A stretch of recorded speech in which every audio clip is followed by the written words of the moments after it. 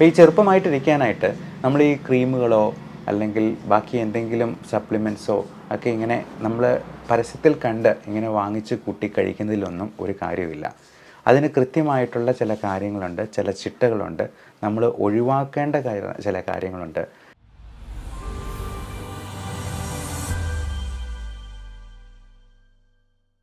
എന്നും ചെറുപ്പമായിട്ടിരിക്കണമെന്ന് എല്ലാവരുടെയും ആഗ്രഹമാണ്.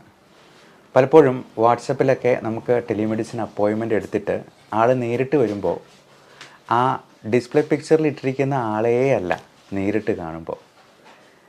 ഡിസ്പ്ലേ പിക്ചറിൽ ആൾ നല്ല സുന്ദരനായിട്ട് അല്ലെങ്കിൽ സുന്ദരിയായിട്ട് മുടിയൊക്കെ നല്ല കറുപ്പിച്ച് നല്ല യൗവനം തുളുമ്പുന്ന മുഖമായിട്ടായിരിക്കും പ്രസൻറ്റ് ചെയ്തിട്ടുണ്ടാവുക. പക്ഷേ നേരിട്ട് വന്ന് കാണുമ്പോൾ സ്ഥിതി ആകെ മാറി. ഒരു 10-50 വയസ്സെങ്കിലും കഴിഞ്ഞിട്ടുള്ള യൗവനമൊക്കെ മാറിയിട്ടുള്ള ഒരു വ്യക്തിയായിരിക്കും. പലപ്പോഴും നമ്മൾ ഇൻസ്റ്റാഗ്രാമിലൊക്കെ പല റീൽസിലും ട്രോൾസിലും ഒക്കെ അങ്ങനെ കാണാറുമുണ്ട്. അപ്പോൾ അത് അദ്ദേഹം തന്നെയാണോ അതോ അദ്ദേഹത്തിൻ്റെ അമ്മയോ അച്ഛനോ ആണോ ഈ പിക്ചറിലുള്ളത് എന്ന് പോലും സംശയിക്കുന്ന രീതിയിലാണ് പലപ്പോഴും ഈ ഡിസ്പ്ലേ പിക്ചറും പ്രൊഫൈൽ പിക്ചറും ആളുടെ യഥാർത്ഥ രൂപവും തമ്മിലുള്ള അന്തരം. അപ്പോൾ ഈ ചെറുപ്പമായിട്ടിരിക്കാനായിട്ട് നമ്മൾ ഈ ക്രീമുകളോ അല്ലെങ്കിൽ ബാക്കി എന്തെങ്കിലും സപ്ലിമെൻറ്റ്സോ ഒക്കെ ഇങ്ങനെ നമ്മൾ പരസ്യത്തിൽ കണ്ട് ഇങ്ങനെ വാങ്ങിച്ച് കൂട്ടി കഴിക്കുന്നതിലൊന്നും ഒരു കാര്യമില്ല.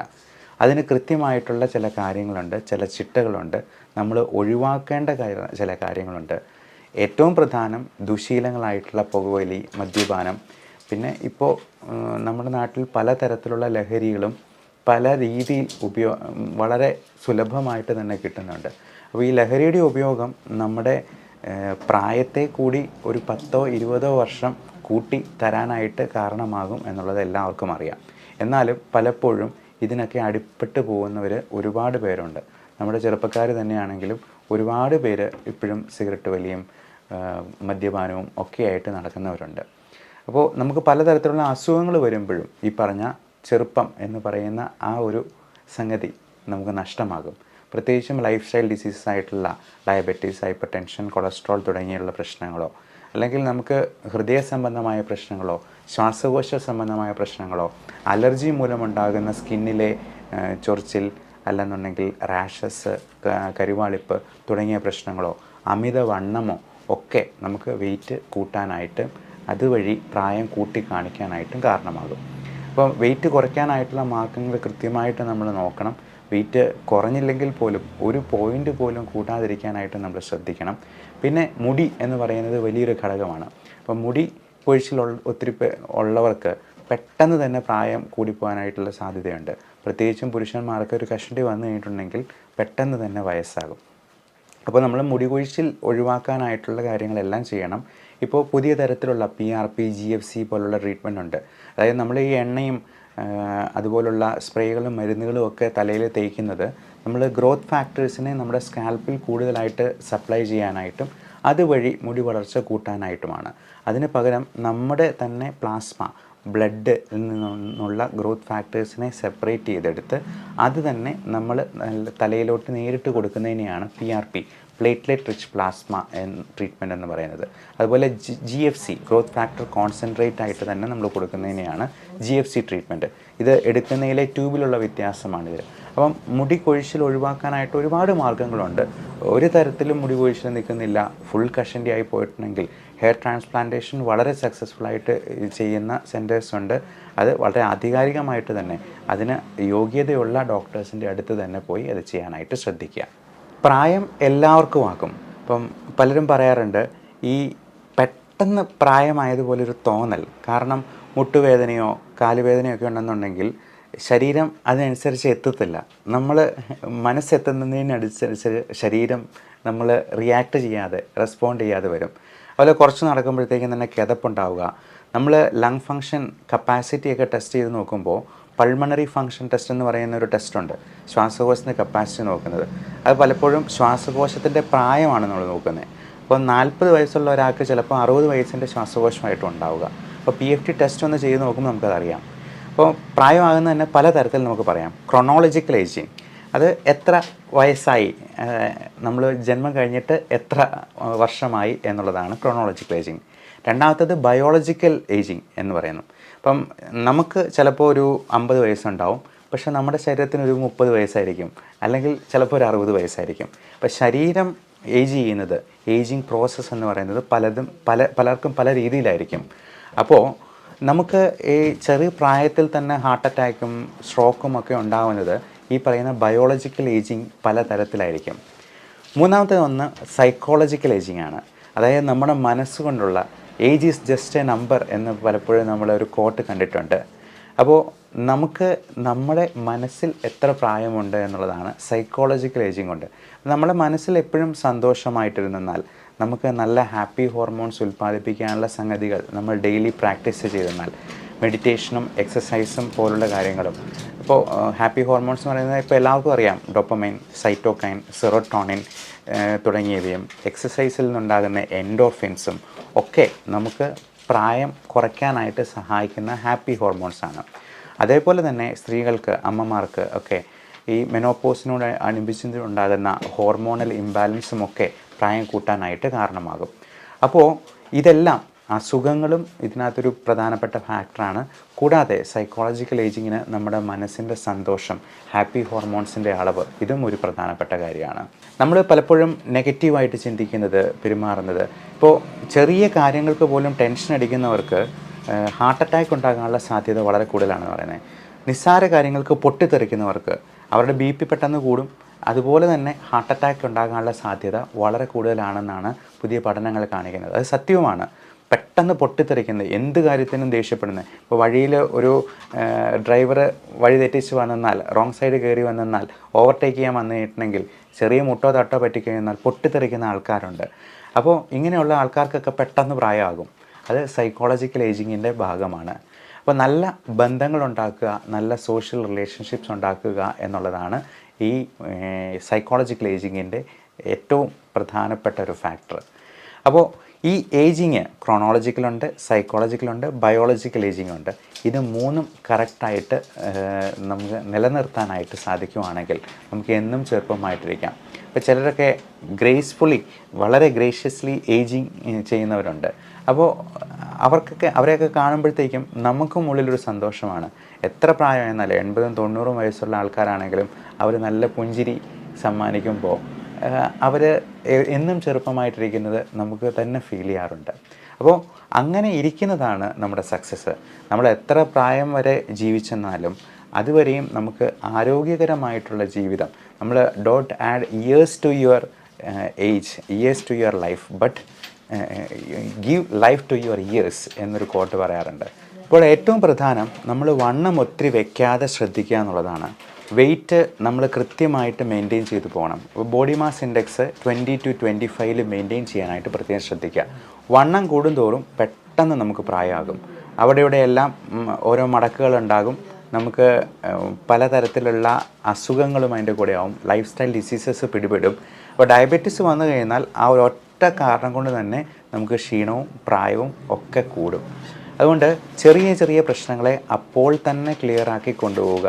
നമുക്ക് അസുഖങ്ങൾ പിടിപെടാതെ മാക്സിമം നോക്കുക. ഷുഗർ, കൊളസ്ട്രോള്, തൈറോയിഡ്, BP തുടങ്ങിയവയെല്ലാം നമ്മൾ 2 മാസം കൂടുമ്പോഴെങ്കിലും ഒന്ന് ചെക്ക് ചെയ്യാനായിട്ട് ശ്രദ്ധിക്കുക. പ്രത്യേകിച്ചും ഒരു 30-40 വയസ്സ് കഴിഞ്ഞിട്ടുള്ളവർക്ക്. ഇപ്പോൾ വളരെ ഏർലി സ്റ്റേജിൽ, ഒരു ടീനേജ് പ്രായത്തിൽ തന്നെ ടൈപ്പ് 2 ഡയബറ്റിസ്, ഇൻസുലിൻ റെസിസ്റ്റൻസ് കൊണ്ടുണ്ടാകുന്ന പ്രമേഹം പിടിപെടുന്നതായിട്ട് കാണാറുണ്ട്. അപ്പോൾ നമ്മൾ വളരെ ചെറുപ്പത്തിൽ തന്നെ ഈ ഫാസ്റ്റ് ഫുഡ് സംസ്കാരത്തിൽ വരുന്നത് കൊണ്ട് ഇതുപോലുള്ള അസുഖങ്ങൾ പിടിപെട്ടെന്നാൽ അവർക്ക് വളരെ പെട്ടെന്ന് പ്രായമാവും. ഈയിടെ 13 വയസ്സുള്ളൊരു ആൺകുട്ടിയെ എൻ്റെ അടുത്ത് കൊണ്ടുവന്നിരുന്നു. അവന് 120 കിലോ ഭാരമുണ്ട്. ഭയങ്കരമായ സൈസാണ്. അപ്പോൾ ഹോർമോൺ ലെവലിൽ നോക്കിയപ്പോൾ പോലും ടെസ്റ്റോസ്റ്ററോൺ ലെവൽ കുറവാണ്. അവന് രോമവളർച്ച ഉണ്ടായിട്ടില്ല. അപ്പോൾ ആവശ്യത്തിന് പ്രായം അവന് തോന്നിക്കുന്നില്ല എന്ന് മാത്രമല്ല, പക്ഷേ ഈ ജയൻറ്റ് സൈസ് കാരണം ആകമൊത്തം ഒരു ഡിസ്മോർഫിക് അപ്പിയറൻസും ഒരു ഹോർമോണൽ ഇംബാലൻസും ആദ്യ കാഴ്ചയിൽ തന്നെ ആർക്കും തോന്നും. നമ്മൾ ഏത് ഒരു സംഗതിയാണെങ്കിലും, നമ്മൾ ഒരു പുതിയ TV വാങ്ങിക്കുവാണെങ്കിൽ, ഒരു ഫ്രിഡ്ജ് വാങ്ങിക്കുവാണെങ്കിൽ, ഒരു AC വാങ്ങിക്കുവാണെങ്കിൽ അതിന് റൊട്ടീനായിട്ട് സർവീസ് നടത്തുക, അതിൻ്റെ ഫിൽറ്റർ മാറ്റുക. ഇപ്പോൾ നമ്മളൊരു കാർ വാങ്ങിക്കുവാണ്, അതിന് കൃത്യമായിട്ടുള്ള സർവീസിങ് ചെയ്യുക എന്നുള്ളത് നമ്മൾ വളരെ ശ്രദ്ധയോടെ തന്നെ പരിപാലിക്കാറുണ്ട്. പക്ഷേ നമ്മുടെ ശരീരത്തിൻ്റെ പരിപാലനം നമ്മൾ കൃത്യമായിട്ട് നോക്കുന്നുണ്ടോ എന്നുള്ളത് സംശയകരമാണ്. അതേപോലെ ഈ സോഷ്യൽ റിലേഷൻഷിപ്സിന് നമ്മൾ കൃത്യമായിട്ടുള്ള ഒരു പരിഗണന കൊടുക്കുക എന്നുള്ളതാണ്. ഈ വർക്ക് ലൈഫ് ബാലൻസ് കൃത്യമായിട്ട് നമ്മൾ മെയിൻറ്റെയിൻ ചെയ്ത് പോയില്ലെങ്കിൽ നമ്മളെ വെച്ച് കോർപ്പറേറ്റ് കമ്പനികൾ ഒരുപാട് പൈസ ഉണ്ടാക്കുന്നു. ഈ ഷുഗർ കെയിൻ ജ്യൂസ് ഉണ്ടാക്കുന്നത് പോലെ നമ്മളെ പിഴിഞ്ഞ് അവർ ജ്യൂസ് എടുത്തുകൊണ്ട് പോകും. നമുക്ക് അവസാനം ഈ ചണ്ടി മാത്രമായിട്ടായിരിക്കും ബാക്കി കിട്ടുക. അപ്പോൾ അതുപോലുള്ള കാര്യങ്ങളും ഇപ്പോൾ ഇതുപോലുള്ള സ്ട്രെസ്ഫുൾ ആയിട്ടുള്ള ലൈഫ് ഉള്ളപ്പോഴത്തേക്കും അതിൽ നിന്ന് മാറാനായിട്ട് പുകവലി, മദ്യപാനം തുടങ്ങിയ സംഗതികളും ഇപ്പോൾ അതിനേക്കാൾ കൂടിയ ഡ്രഗ്സും ഒക്കെ ഉപയോഗിക്കുന്ന ആൾക്കാരുണ്ട്. അപ്പോൾ അങ്ങനെ വരുമ്പോഴത്തേക്കും നമ്മുടെ മനസ്സും ആകെ തളർന്നു പോകും, ശരീരവും ആകെ ശോഷിച്ചു പോകും. അതിനുശേഷം മുഖത്തെല്ലാം ചുളിവുകൾ വരും. അവർക്ക് ഈ കറുപ്പ് നിറം, പിഗ്മെൻറ്റേഷൻ ഇതെല്ലാം അതിൻ്റെ കൂടെ തന്നെ വരും. ചിലർ അതേസമയം ന്യൂട്രീഷണൽ ഡെഫിഷ്യൻസീസ് ഉണ്ടാകും. പലപ്പോഴും പല ലഹരി പദാർത്ഥങ്ങൾ ഉപയോഗിക്കുമ്പോഴത്തേക്കും വിശപ്പ് കുറഞ്ഞു പോകുമെന്ന് പറയാറുണ്ട്. അതുപോലെ നമ്മുടെ ലൈംഗിക ശേഷി തന്നെ കുറഞ്ഞു പോകാറുണ്ട്. ഈ പ്രത്യേകിച്ചും കഞ്ചാവ് പോലുള്ള കാര്യങ്ങളും ഒക്കെ ഉപയോഗിക്കുമ്പോഴത്തേക്കും നമ്മുടെ സ്പേം മോട്ടിലിറ്റി, സ്പേം കൗണ്ട് കുറഞ്ഞു പോകാനായിട്ടും കുട്ടികൾ ഉണ്ടാകാതെ വരാനും, ഈ കുട്ടികൾ ഉണ്ടാകുമ്പോൾ തന്നെ കൺജനിറ്റൽ അബ്നോർമാലിറ്റീസ്, ജന്മനാ തന്നെ ഉള്ള ഓരോ പ്രശ്നങ്ങൾ, അത് ഇപ്പോൾ സ്ത്രീകളും പുരുഷന്മാരുമൊക്കെ ലഹരി പദാർത്ഥങ്ങൾ ഉപയോഗിക്കുന്നവരുണ്ട്. അങ്ങനെയുള്ളവർക്ക് കുഞ്ഞുങ്ങളുണ്ടാകുമ്പോൾ കൺജനിറ്റൽ അബ്നോർമാലിറ്റീസ് ഉണ്ടാകാനുള്ള സാധ്യത വളരെ വളരെ കൂടുതലാണ്. അതുപോലെ പലപ്പോഴും മദ്യപിക്കുന്നത് നല്ല ഉറക്കം കിട്ടാനൊക്കെ ആയിട്ടാണ്. നമ്മൾ ഒരു കാര്യം ഓർക്കുക, മദ്യപിക്കുമ്പോൾ നമുക്ക് നല്ല ഉറക്കമല്ല കിട്ടുക, ബോധം കെട്ടു പോവുകയാണ് ചെയ്യുന്നത്. അപ്പോൾ അങ്ങനെ ബോധം കെട്ട് വരുമ്പോഴത്തേക്കും നമ്മുടെ ഉറക്കം ശരിയാകാതെ പോകും, നമ്മുടെ ശ്വാസോച്ഛ്വാസം അവിടെ കറക്റ്റാകാതെ പോകും. അതുകൂടാതെ നമുക്ക് അതുമൂലമുണ്ടാകുന്ന മറ്റ് തരത്തിലുള്ള പ്രശ്നങ്ങൾ, പകൽ മുഴുവൻ ഒരു ഉദാസീനത, തളർച്ച, ക്ഷീണം, നമുക്ക് നന്നായിട്ട് ജോലി ചെയ്യാൻ പറ്റാതെ വരും. ഇതെല്ലാം ഇതിൻ്റെ കൂടെ ഭാഗമായിട്ട് ഒരു പാക്കേജായിട്ട് നമുക്ക് കിട്ടും. അതുകൊണ്ട് ലഹരി പദാർത്ഥങ്ങളെ പൂർണ്ണമായിട്ടും ഒഴിവാക്കുക. നമുക്ക് ടെൻഷനോ സ്ട്രെസ്സോ ഉണ്ടെന്നുണ്ടെങ്കിൽ കൃത്യമായിട്ടുള്ള അതിന് യോഗ്യതയുള്ള ആൾക്കാരുടെ അടുത്ത് സൈക്കോളജിക്കൽ കൗൺസിലിംഗ് ആയിട്ടോ ആവശ്യമെങ്കിൽ അതിനുള്ള മരുന്നായിട്ടോ ഉപയോഗിക്കുക. ഇപ്പം നമ്മളൊക്കെ പണ്ട് സിനിമ കാണുന്നത് പോലെ ഉറക്ക ഗുളിക കഴിച്ചിട്ട് ആത്മഹത്യ ചെയ്യാനൊന്നും ഇന്നത്തെ കാലത്ത് പറ്റില്ല. പണ്ടത്തെ രീതിയിലുള്ള ക്ലോറോഫോം പോലുള്ള സംഗതികളൊക്കെ ഉപയോഗിക്കുമ്പോൾ അങ്ങനെയൊക്കെ പറ്റുമായിരുന്നിരിക്കാം. പക്ഷേ ഇപ്പോഴത്തെ മരുന്നുകളൊക്കെ നമുക്ക് നല്ല ഉറക്കം സ്മൂത്ത് ആകാനായിട്ടും സ്ലീപ്പ് ഇൻഡ്യൂസേഴ്സായിട്ട് ഉറക്കത്തിലേക്കൊന്ന് തള്ളിവിടുക മാത്രം ചെയ്യുന്ന രീതിയിലുള്ള പുതിയ തരത്തിലുള്ള മരുന്നുകളുണ്ട്. അത് ഒരു തരത്തിലുള്ള സൈഡ് എഫക്റ്റും ഉണ്ടാകത്തില്ല. നമ്മൾ ഉറങ്ങാതിരിക്കുമ്പോഴാണ് നമുക്ക് അതിൽ നിന്നുള്ള പ്രശ്നം ഉണ്ടാകുന്നത്. ഈ അസുഖങ്ങളെയാണ് നമ്മൾ പേടിക്കേണ്ടത്. മറിച്ച് ഈ മരുന്നുകൾ കൃത്യമായിട്ടുള്ള ഡോസേജിൽ ഉപയോഗിച്ചെന്നാൽ അതിന് ഒരു കുഴപ്പം ഉണ്ടാവില്ല. ഡോസേജ് കൂടിപ്പോവുകയോ, അത് ഈ മരുന്നിന് മാത്രമല്ല, നമ്മൾ ഉപയോഗിക്കുന്ന ലഹരി പദാർത്ഥങ്ങളും ഈ ഡോപ്പമിൻ സർജ് കിട്ടാൻ വേണ്ടി ഡോസ് കൂട്ടി കൊണ്ടുവരും. അവസാനം എത്ര പെഗ് അടിച്ചെന്നാലും എത്ര സിഗരറ്റ് വലിച്ചെന്നാലും ആ ഡോപ്പമിൻ കിട്ടാതെ വരികയും അതിനോട് അടിമത്തം ഉണ്ടാവുകയും ചെയ്യുകയാണ് സാധാരണ മാനസിക രോഗങ്ങളിലൊക്കെ ഉണ്ടാകുന്നത്. നമ്മൾ പണം കൊടുത്ത് മാനസിക രോഗം വിലയ്ക്ക് വാങ്ങിക്കുകയാണ് ചെയ്യുന്നത്. ഇതെല്ലാം നമ്മുടെ പ്രായത്തെ, നമ്മുടെ ഏജിങ്ങിനെ അഫക്റ്റ് ചെയ്യുന്ന സംഗതി തന്നെയാണ്. അപ്പോൾ മുടി കൊഴിച്ചിൽ ഒഴിവാക്കാനായിട്ടുള്ള കാര്യങ്ങൾ നമ്മൾ പ്രത്യേകമായിട്ട് നോക്കണം. കാരണം മുടി പോയി കഴിഞ്ഞാൽ പെട്ടെന്ന് തന്നെ പ്രായമാകും. അതിന് നമ്മൾ IG ലെവൽ നോക്കുക. IG ലെവൽ കൂടുതലാണെങ്കിൽ അലർജി ഉണ്ട് എന്നുള്ളതാണ്. അലർജിക്ക് കാരണമാകുന്ന കാര്യങ്ങൾ കണ്ടുപിടിക്കാൻ കൃത്യമായ ഒരു അലർജി സ്കിൻ പ്രിക്ക് ടെസ്റ്റ് ചെയ്ത് നോക്കുക. അത് നമ്മൾ ബ്ലഡിലൊന്നും ടെസ്റ്റ് ചെയ്ത് നോക്കി കണ്ടുപിടിക്കാൻ പറ്റില്ല. പ്രോട്ടീൻ അലർജിയാണ് ഡാൻഡ്രഫിലേക്കും സ്കാൽപ്പ് ഡ്രൈനെസ്സിലേക്കും ഒക്കെ ഉണ്ടാവുക. അതുപോലെ തന്നെ സ്കിന്നിൽ കുരുക്കളുണ്ടാവുക, ഈ കരിവാളിപ്പുണ്ടാവുക, അതിനും അലർജി ഒരു പ്രധാനപ്പെട്ട കാരണമാണ്. നമ്മുടെ സമൂഹത്തിൽ ഒരു 30% ആൾക്കാർക്കെങ്കിലും IG ലെവൽ കൂടി ഇരിക്കുന്ന അലർജി ഉണ്ടാകാറുണ്ട്. അതുപോലെ പലതരത്തിലുള്ള ഓട്ടോ ഇമ്മ്യൂൺ അസുഖങ്ങൾ, ഇപ്പോൾ Hashimoto's thyroiditis, rheumatoid arthritis, SLE തുടങ്ങിയ അസുഖങ്ങളൊക്കെ നമ്മുടെ സമൂഹത്തിൽ ഒരുപാട് തരത്തിലുണ്ട്. അത് ആമവാദം, സന്ധിവാദം, രക്തവാദം എന്നൊക്കെ പേരുകളിൽ പലതരത്തിൽ അത് നമ്മുടെ സമൂഹത്തിലുണ്ട്. ഇതെല്ലാം നമ്മൾ പെട്ടെന്ന് പ്രായമാക്കുന്നതാണ്. ഈ അസ്ഥികളൊക്കെ കോടിപ്പോകുന്ന, ജോയിൻസൊക്കെ ആകെ കോടി നടക്കാൻ പോലും പറ്റാത്ത അവസ്ഥയിലേക്ക് ആകുന്നതിന് മുൻപ് അത് കൃത്യമായിട്ട് കണ്ടുപിടിച്ച് നമ്മളത് ട്രീറ്റ് ചെയ്ത് അത് നല്ല കൺട്രോളിൽ കൊണ്ടുപോകുകയാണെങ്കിൽ ഒരു കുഴപ്പം ഉണ്ടാകത്തില്ല. ഓട്ടോഇമ്മ്യൂൺ അസുഖങ്ങൾ പലപ്പോഴും ക്യൂർ ചെയ്യാൻ പറ്റില്ല എന്നാണ് പറയുക.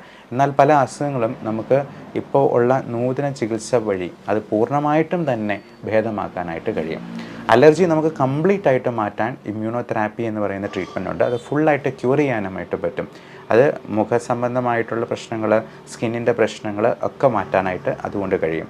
അതുപോലെ ശ്വാസകോശ രോഗങ്ങൾ, മൂക്കടപ്പ്, തുമ്മൽ, നമ്മൾ ശ്വാസോച്ഛ്വാസം നന്നായിട്ട് നടത്തിയില്ലെങ്കിൽ, നല്ല ഫ്രഷ് എയർ നമുക്ക് കിട്ടിയില്ലെങ്കിൽ, ഓക്സിജൻ കിട്ടിയില്ലെങ്കിൽ, അതിന് കാരണമാകുന്ന അസുഖങ്ങളുണ്ടെന്നുണ്ടെങ്കിൽ അത് കൃത്യമായി ട്രീറ്റ് ചെയ്ത് എത്രയും നേരത്തെ തന്നെ മാറ്റിയെന്നാൽ നമുക്ക് ഈ ഏജിങ് പ്രോസസ്സിന് അത്ര കണ്ട് നമുക്ക് ഹിൻഡർ ചെയ്യാനായിട്ട്, സ്റ്റോപ്പ് ചെയ്യാനായിട്ട് പറ്റും. അതേപോലെ നമുക്ക് ആന്തരികമായിട്ടുള്ള പല അസുഖങ്ങൾ, ഉദര സംബന്ധമായിട്ടുള്ള രോഗങ്ങൾ, ഫാറ്റി ലിവർ പോലുള്ള പ്രശ്നങ്ങൾ ഒക്കെ നമുക്ക് ഈ സ്കിന്നിൽ പ്രശ്നങ്ങളുണ്ടാക്കാം, ചൊറിച്ചിലുണ്ടാക്കാം, സ്കിന്നിൽ റാഷസ് ആയിട്ടോ പിഗ്മെൻറ്റേഷൻ ആയിട്ടോ ഉണ്ടാക്കാം. നമ്മുടെ ഡൈജഷൻ പ്രോപ്പർ അല്ലെന്നുണ്ടെങ്കിൽ നമ്മുടെ നല്ല ബാക്ടീരിയയുടെ അളവ് കൂട്ടാനായിട്ട് ഉള്ള പ്രോബയോട്ടിക് സപ്ലിമെൻ്റ് എടുക്കേണ്ടതായിട്ട് വരും. അപ്പം അത് എടുത്ത് നമ്മുടെ വയറിൻ്റെ പ്രവർത്തനവും കറക്റ്റായില്ല എന്നുണ്ടെങ്കിൽ, ശോധന കറക്റ്റായിട്ടില്ലെന്നുണ്ടെങ്കിൽ, ഡൈജഷൻ പ്രോപ്പറായിട്ടില്ലെങ്കിൽ, ന്യൂട്രീഷണൽ ഡെഫിഷ്യൻസീസ് ഉണ്ടെങ്കിൽ ഒക്കെ നമുക്ക് പ്രായം കൂടുതലായിട്ടുണ്ടാകാം. അതേപോലെ നമുക്ക് 6 മാസത്തിലൊരിക്കലെങ്കിലും കുടുംബത്തിലെല്ലാവർക്കും ഒരു ഡീവേമിങ്, അത് ഞാൻ പലപ്പോഴും കൊടുക്കുക ആൽബൻഡസോൾ ഐവർമെക്റ്റിൻ കോമ്പിനേഷനാണ്. അതായത് പുഴു ശല്യം അല്ലെങ്കിൽ വിരകൾ പോലുള്ള പലതരത്തിലുള്ള വിരകളുണ്ട്. ഇതെല്ലാം 6 മാസത്തിലൊരിക്കലെങ്കിലും നമ്മുടെ ഫാമിലി മെമ്പേഴ്സിന് എല്ലാവർക്കും ഒന്ന് ഡീവേമിങ് ചെയ്ത് നമ്മളത് ക്ലിയർ ആക്കിയിരിക്കണം. അതേപോലെ നമുക്ക് ഡെയിലി സ്കിന്നിന് റൊട്ടീനായിട്ടുള്ള ഒരു കെയർ കൊടുക്കണം.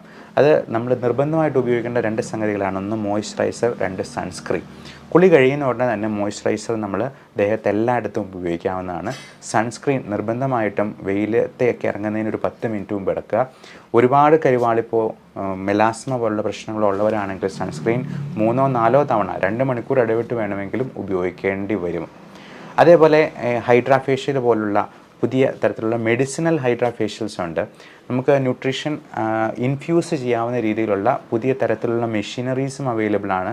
അങ്ങനെയുള്ള ട്രീറ്റ്മെൻറ്റിനെ കുറിച്ചും നിങ്ങളുടെ ഡോക്ടറോട് ചോദിച്ച് മനസ്സിലാക്കുക. നമുക്ക് ചെറിയ കരിവാളിപ്പോ ഒക്കെ ഇത് തുടക്കത്തിൽ തന്നെ ഇത് ചെയ്തെന്നാൽ, നമ്മൾ റൊട്ടീനായിട്ടുള്ള അതിനുള്ള സ്കിൻ കെയർ കൊടുത്തെന്നാൽ നമുക്ക് ഈ പ്രശ്നങ്ങളെല്ലാം തുടക്കത്തിലെ തന്നെ പരിഹരിക്കാൻ പറ്റും. ഒരുപാട് മുടിയെല്ലാം പോയി മുഖത്തെ എല്ലാ കരിവാളിപ്പും വന്നു കഴിഞ്ഞിട്ട് ഒരിക്കലും നമുക്ക് തിരിച്ച് കൊണ്ടുവരാൻ പറ്റില്ല. മൂന്നാമത്തെ കാര്യം, നമ്മൾ നല്ല വൈറ്റമിൻ സപ്ലിമെൻറ്റ്സ് എടുക്കുക എന്നുള്ളതാണ്. ഞാൻ ഡെയിലി എടുക്കുന്ന സപ്ലിമെൻറ്റ്സാണ് vitamin A, vitamin C, vitamin D3, zinc തുടങ്ങിയ മിനറൽസ്, സെലനിയം പോലുള്ള മിനറൽസ്, കൂടാതെ വൈറ്റമിൻ ഇ, ഒമേഗ 3. ഇത് എല്ലാം ഓരോരോ ഗുളികയായിട്ട് കഴിക്കേണ്ട കാര്യമില്ല. ഇത് 4-5 വൈറ്റമിൻസ് അടങ്ങിയിട്ടുള്ള ച്യൂവബിൾ ടാബ്ലറ്റ് കുഞ്ഞുങ്ങൾക്ക് പോലും കഴിക്കാവുന്ന രീതിയിലുണ്ട്. നമുക്ക് നമ്മുടെ വീട്ടുമുറ്റത്ത് തന്നെ ഉണ്ടാകാവുന്ന ഫ്രൂട്ട്സിൽ നിന്ന് അത് കഴിക്കാൻ പറ്റുവാണെങ്കിൽ വളരെ നല്ലത്. നമുക്ക് പുറത്തുനിന്ന് വാങ്ങിക്കുന്നതിൽ പലതിലും വിഷമയമാണെന്നുള്ളത് നമുക്ക് തന്നെ അറിയാം. അപ്പോൾ പേരയ്ക്ക പോലുള്ള, ചാമ്പങ്ങ പോലുള്ള സംഭവങ്ങളൊക്കെ നമ്മുടെ വീട്ടിൽ തന്നെ നട്ട് വളർത്താവുന്നതാണ്. ഗാർഡനിങ്ങും അതുപോലുള്ള ഹോബീസുമൊക്കെ നമ്മുടെ മനസ്സിൻ്റെ പ്രായം കുറയ്ക്കാനായിട്ടും വളരെ ഹെൽപ്പ് ചെയ്യുന്നതാണ്. അതുപോലെ പാചകം, ഇന്നസെൻ്റ് ഒരു സിനിമയിൽ പറഞ്ഞ പോലെ എനിക്ക് വിഷമം തോന്നുമ്പോഴൊക്കെ ഓരോ പപ്പടം അങ്ങ് പൊള്ളിക്കും. അപ്പോൾ അത് കാണുമ്പോൾ തന്നെ നമ്മുടെ സന്തോഷം ഇരട്ടിയാകുമെന്ന്. അപ്പോൾ ഈ ആക്റ്റീവ് ഏജിങ്ങിനെ നമുക്ക് കുറയ്ക്കാനായിട്ട് ഈ പറയുന്ന സപ്ലിമെൻറ്റ്സും നമുക്ക് അത്യാവശ്യമാണ്. പലപ്പോഴും ഈ ബയോ അവൈലബിൾ ഫോമിൽ നമുക്ക് കിട്ടിയെന്ന് വരത്തില്ല ഭക്ഷണത്തിൽ. അതുകൊണ്ടാണ് പലപ്പോഴും ടാബ്ലറ്റ്സ് ആയിട്ട് ഞാൻ പോലും എടുക്കാറുള്ളത്. ഇപ്പോൾ മഞ്ഞളിൻ്റെ എല്ലാ ഗുണങ്ങളും അടങ്ങിയിട്ടുള്ള ഒന്നാണ് കുർക്കുമിൻ. പക്ഷേ ഈ കുർക്കുമിൻ നമുക്ക് കിട്ടണമെന്നുണ്ടെങ്കിൽ നമ്മളൊരു 100 ഗ്രാം കുർക്കുമിൻ മഞ്ഞൾ വാരി തിന്നാലേ അതിനകത്തുനിന്ന് നമുക്ക് ഒരു 2 ഗ്രാംസ് എങ്കിലും കുർക്കുമിൻ കിട്ടത്തുള്ളൂ. അത് പലപ്പോഴും നമുക്ക് സാധ്യമായിട്ടില്ല. അത് വയറിനും പ്രശ്നം ഉണ്ടാക്കും. അപ്പോൾ ഈ കുർക്കുമിൻ എന്ന ആക്റ്റീവ് ഇൻഗ്രീഡിയൻറ്റ് ഗ്രീൻ കോഫി എക്സ്ട്രാക്റ്റുമായിട്ട് ചേർന്നിട്ടുള്ള കുർഫി, അത് ഞാൻ ഡെയിലി 3-4 കപ്പ് കുടിക്കാറുണ്ട്. അത് നമ്മുടെ ചർമ്മത്തിന് ഗുണം ചെയ്യും. ഇൻഫ്ലമേറ്ററി കണ്ടീഷൻസ് എല്ലാം കുറയ്ക്കാനായിട്ട് സഹായിക്കും. കുർഫി എന്ന പേരിൽ നമുക്ക് വളരെ ഡെലീഷ്യസ് ആയിട്ട് തന്നെ കോഫി. അതുപോലെ പാല്, പഞ്ചസാര പോലുള്ള സാധനങ്ങൾ ഒരുപാട് ഉപയോഗിക്കാതിരിക്കുക. പഞ്ചസാര ഇല്ലാത്ത, ഇനി പഞ്ചസാര മധുരം വേണമെന്ന് നിർബന്ധമാണെങ്കിൽ ആർട്ടിഫിഷ്യൽ സ്വീറ്റ്നസ് അല്ലാത്ത രീതിയിലുള്ള 0 കാലറി സ്വീറ്റ്നസ് ഉണ്ട്. സ്റ്റീവിയ പോലുള്ള ഒരു ഇലയാണ്, അത് വെച്ചിട്ട് നമുക്ക് മധുരം കൊടുക്കാവുന്നതാണ്. ഇരട്ടി മധുരം പോലുള്ള സാധനങ്ങളുണ്ട്. നമുക്ക് വളരെ ഫ്രീ ആയിട്ട് നമുക്ക് വീട്ടിൽ നിന്ന് തന്നെ നമുക്ക് 0 കാലറി സ്വീറ്റ്നറായിട്ട് നമുക്ക് ഉപയോഗിക്കാവുന്നതാണ്. അതുപോലെ എക്സസൈസ് എന്ന് പറയുന്നത് എൻഡോർഫിൻസ് ഉണ്ടാകാനായിട്ട് വളരെ അത്യാവശ്യമായിട്ട് നമുക്ക് ഇഷ്ടമുള്ള എക്സസൈസ് ചെയ്യാം. അത് ജിമ്മിൽ പോയി 1 മണിക്കൂർ എക്സസൈസ് ചെയ്യണമെന്നൊന്നും ഒരു നിർബന്ധമില്ല. വീട്ടിൽ തന്നെ ചെയ്യാം. നമുക്ക് എന്തെങ്കിലും വീഡിയോസ്, പാട്ടുകൾ കേട്ടിട്ട് ഡാൻസ് ചെയ്യാം. സുംബ പോലുള്ള കാര്യങ്ങൾ ചെയ്യാം. ഡാൻസിന് പോകാം. യോഗ ചെയ്യാം. നമുക്ക് ഒന്നുമല്ലെന്നുണ്ടെങ്കിൽ മുറ്റത്തൂടെ അരമണിക്കൂർ അങ്ങോട്ടും ഇങ്ങോട്ടും നടന്നുകൊണ്ട്, അത് കൊന്ത ചൊല്ലിക്കൊണ്ടോ അല്ലെങ്കിൽ ബിസ്മത്തുമാല ചൊല്ലിക്കൊണ്ടോ നമ്മൾ പ്രാർത്ഥിച്ചുകൊണ്ടോ വെറുതെ അരമണിക്കൂർ ഇളം വെയിൽ കൊണ്ടുകൊണ്ട് രാവിലെയും വൈകുന്നേരവും ഒന്ന് നടക്കുന്നത് തന്നെ നമ്മുടെ മനസ്സിൻ്റെ പ്രായം കുറയ്ക്കാനായിട്ട് സഹായിക്കും. ഏറ്റവും പ്രധാനം വർക്ക് ലൈഫ് ബാലൻസ് ആണ്. നമ്മൾ എത്ര സ്ട്രെസ്ഫുള്ളായിട്ട് വർക്ക് ചെയ്യുന്നു, നമ്മൾ എത്ര പൈസ ഉണ്ടാക്കിയെന്നാലും health is a biggest luxury in life എന്ന് പറയാം. നമുക്ക് ഏറ്റവും വലിയ ആഡംബരം എന്ന് പറയുന്നത് നമ്മുടെ ആരോഗ്യം തന്നെയാണ്. അപ്പോൾ നമ്മൾ ഏതൊക്കെ തരത്തിൽ പൈസ ഉണ്ടാക്കിയെന്നാലും ഈ ആരോഗ്യം നഷ്ടമായെന്നാൽ പിന്നെ എത്ര പൈസ കൊടുത്തെന്നാലും അത് തിരിച്ചു പിടിക്കാൻ പറ്റാതെ വന്നേക്കും. അതുകൊണ്ട് ഒരുപാട് അങ്ങ് ഓടണ്ട. നമുക്ക് ജീവിച്ചു പോകാനുള്ളത്, ഭക്ഷണം കഴിക്കാനുള്ളത് നമ്മൾ ഉണ്ടാക്കിയാൽ മതി. അത് ഒത്തിരി കൂടുതൽ സമ്പാദിച്ചു കൊടുത്തു കഴിഞ്ഞാൽ നമ്മുടെ അടുത്ത തലമുറ ചിലപ്പോൾ നശിച്ചു പോകാനേ അത് കാരണമാകത്തുള്ളൂ. അതുകൊണ്ട് ഒരുപാടൊന്നും സമ്പാദിക്കേണ്ട. നമ്മുടെ സന്തോഷത്തിന്, നല്ല ജീവിതത്തിന് വേണ്ടി മാത്രം ഉപയോഗപ്പെടുത്താൻ പറ്റുന്ന രീതിയിൽ നമ്മൾ സമ്പാദിച്ചാൽ മതിയാകും എന്നോർക്കുക. ഒരുപാട് ടെൻഷൻ പിടിച്ച് ഓടിയിട്ട് നമ്മൾ ഇടയ്ക്ക് വെച്ച് നമ്മുടെ ജീവിതം വഴിമുട്ടി പോകുന്ന ഒരു രീതിയിലേക്ക് അത് മാറിപ്പോകണ്ട. അപ്പോൾ എല്ലാവർക്കും നല്ല ശാരീരിക മാനസികാരോഗ്യം ആശംസിക്കുന്നു. യൗവനം നിലനിർത്താൻ സാധിക്കട്ടെ എന്ന് ആശംസിക്കുന്നു. Love and regards doctor Bibin Jose, pulmo medical centre, Pala, Kanjirappally and Sultan Bathery.